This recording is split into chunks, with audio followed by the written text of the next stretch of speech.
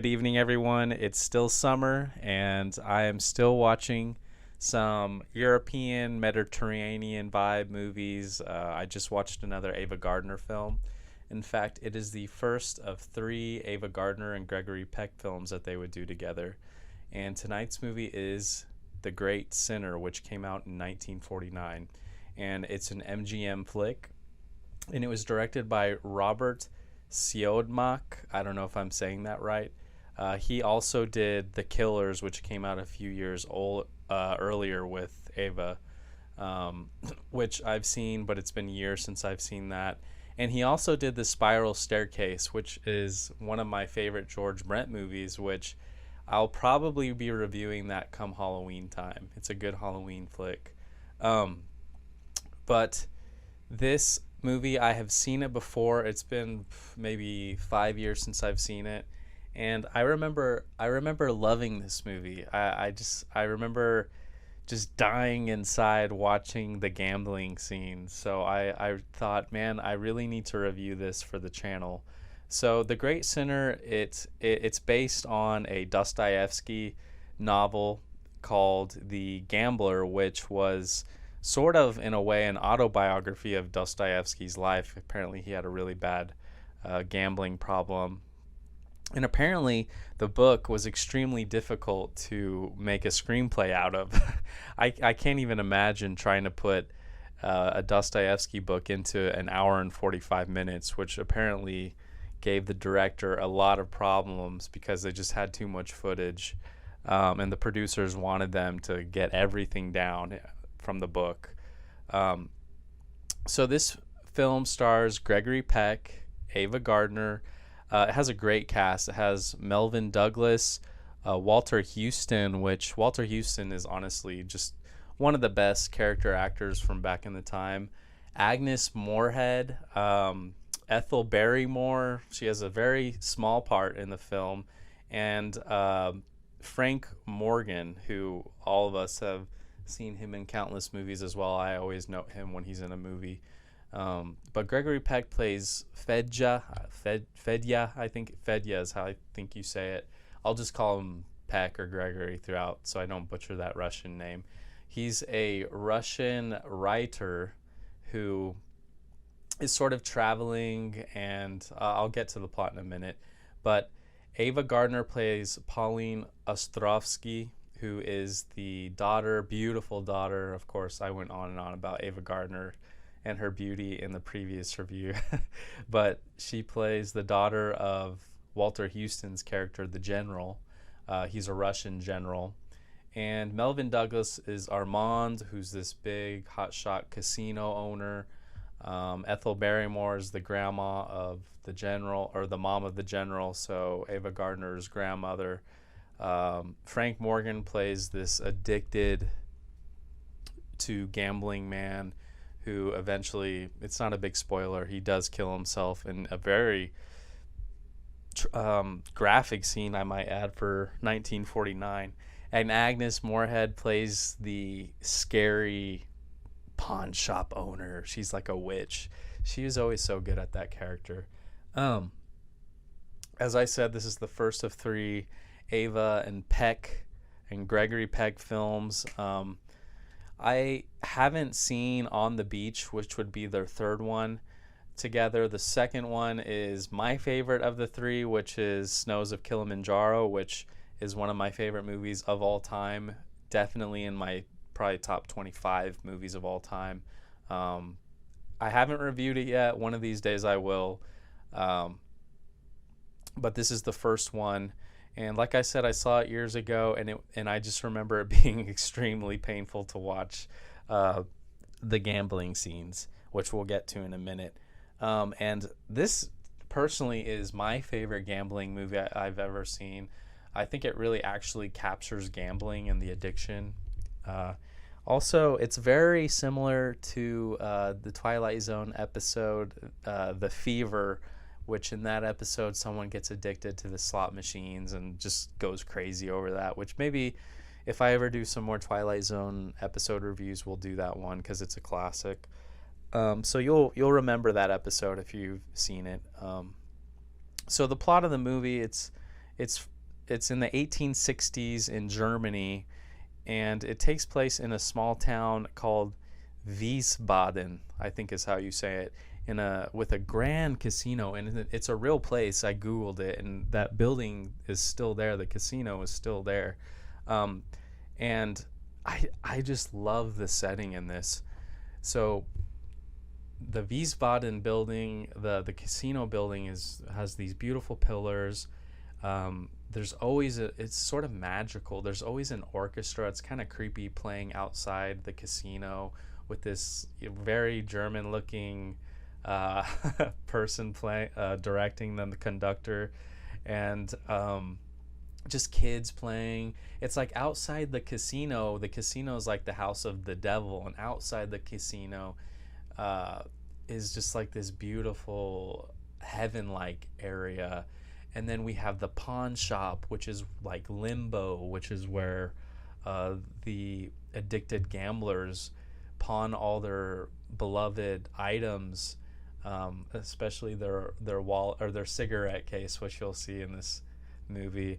Um, and then you also have this little bench where I mentioned earlier that Frank Morgan's character basically is just down on life, where he's contemplating suicide, and which later becomes Gregory Peck's little bench.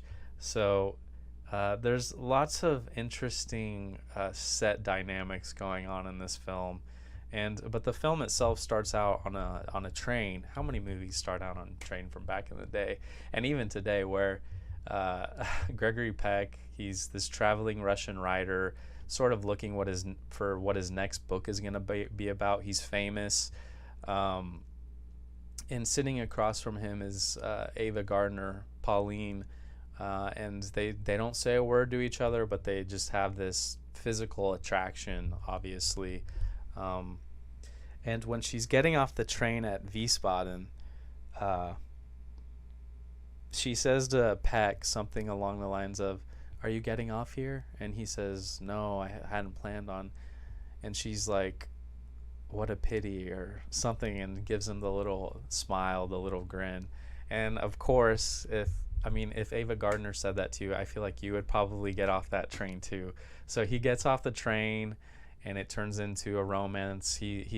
But he's also intrigued by the casino culture,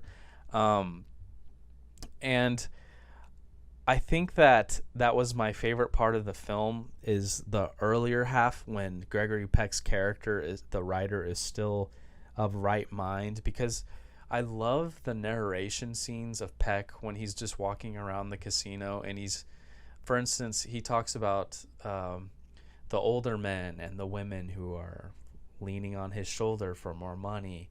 The younger women are leaning on the older men's shoulders for more money. And then you have the money lenders who are like vultures. And I just love the narration scenes. It's beautifully photographed. And apparently the director was just completely crazy about getting the right shots. And I think he did an outstanding job. But Peck starts out as a very respectable character in the town. He's writing his book. And I love how, because Ava Gardner is sort of this hussy, and she's just plays all the men, and I love the scene where they're at an opera together or something, and he basically tells her off like, "You're a despicable woman," or "the worst," or whatever, and she sort of snaps out of, she sort of instantly overnight is like, "Oh, I'm going to become a good woman now, a woman that you can really respect and love," which I thought was a little unrealistic, especially knowing so much about Ava Gardner and seeing so many of her past movies where she's just playing men throughout the whole movie. So,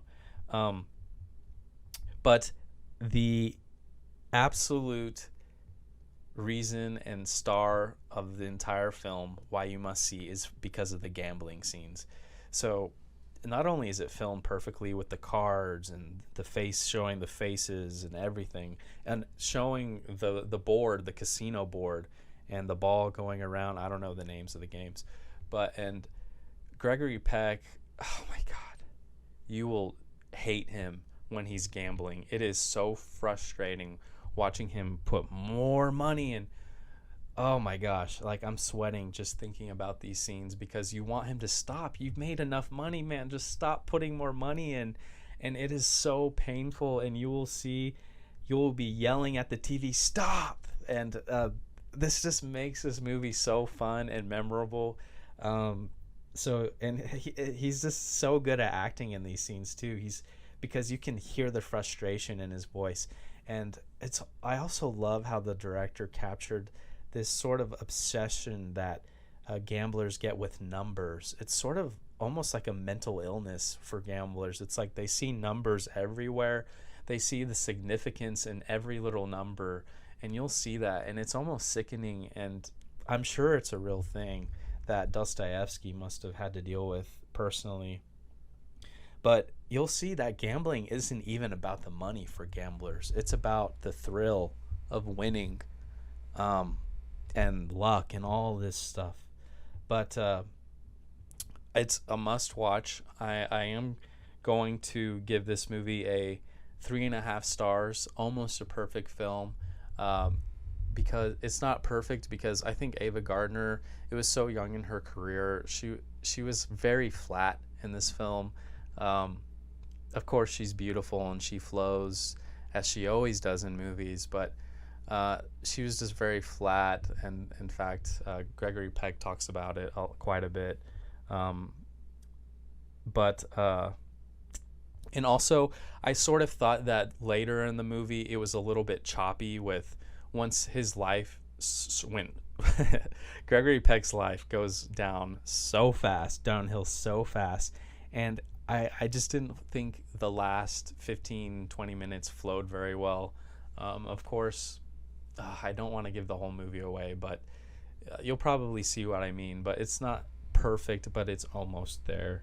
Apparently the movie didn't do very well for MGM, which is very unfortunate because I think it's a great movie to watch.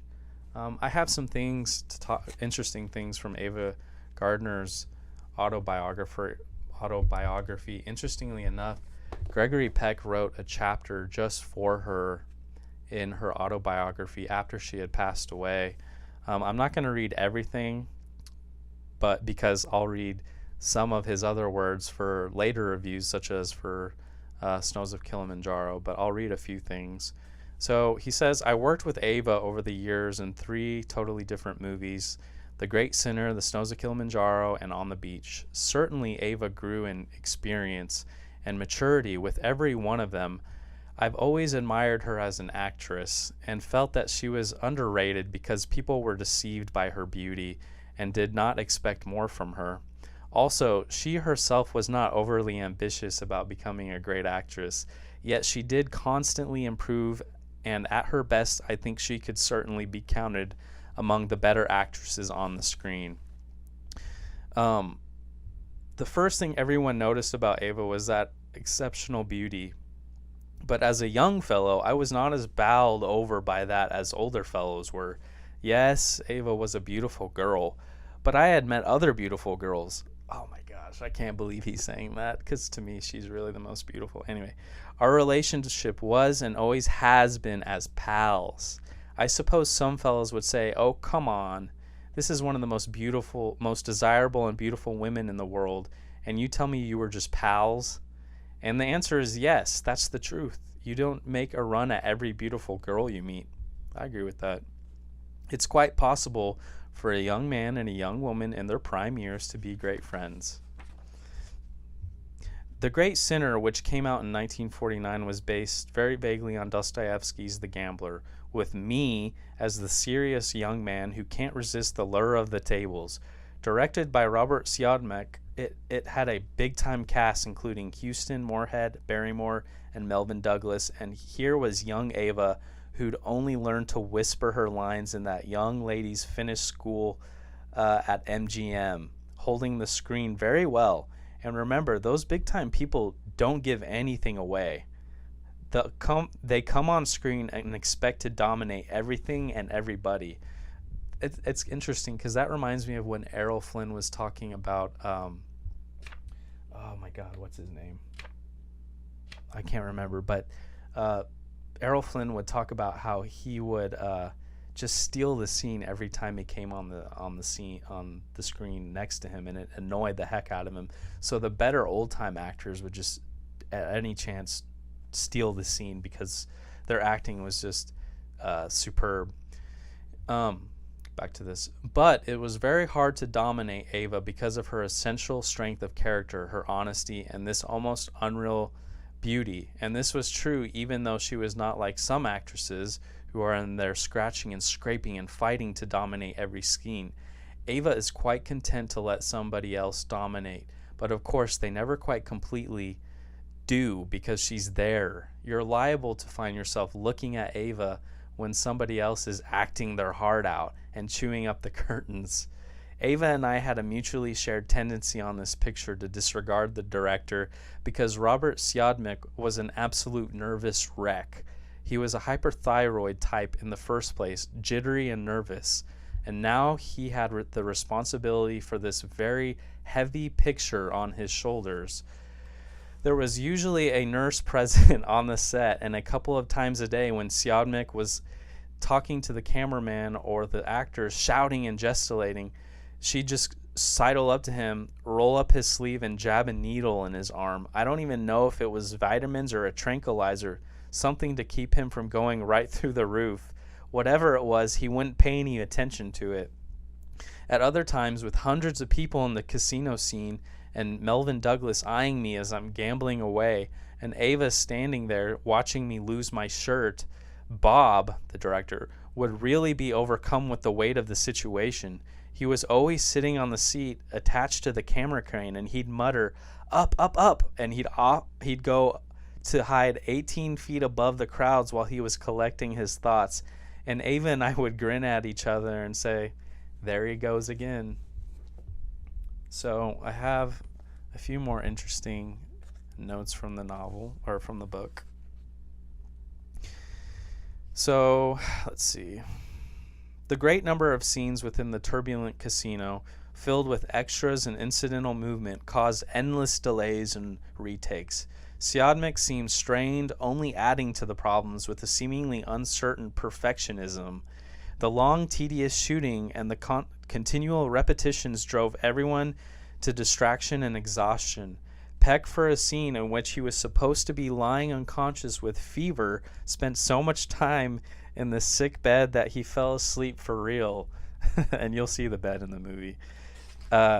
George Folsley, the cinematographer, recalled one simple scene being shot and shot again. After 61 takes in front of everyone, Ava Gardner asked sweetly, "Bob, may I go to the bathroom after the 81st take?" Siodmak was to be found for long periods of time on the camera crane, raised high up to the rafters, and some members of the cast believed he was not planning shots, but simply hiding out. Some of the many European emigres who had small parts in the film often gathered around a chessboard during the long wait between setups. Ava would sometimes hover over the players with interest and was finally asked if she wanted to play, which she would play, and she was actually apparently good at playing chess. The great sinner struggled through post-production, the director said this. "We cut and cut until it came down to 3 hours. Imagine cutting and cutting and you're only at 3 hours." Siodmak would recall, but it was still too long, terribly slow, and with the additional disadvantage that now the story didn't even make sense. So there are some flaws in the film, some choppiness that kind of reminds me a little bit of Orson Welles pictures. He just shot so many scenes and his mind was so scattered that he had trouble piecing all the pieces together to make it flow, which is why I don't exactly give this a perfect 4 out of 4. But definitely worth watching. You're going to be screaming at Gregory Peck to stop gambling. Definitely worth a watch, and have a good night, everyone.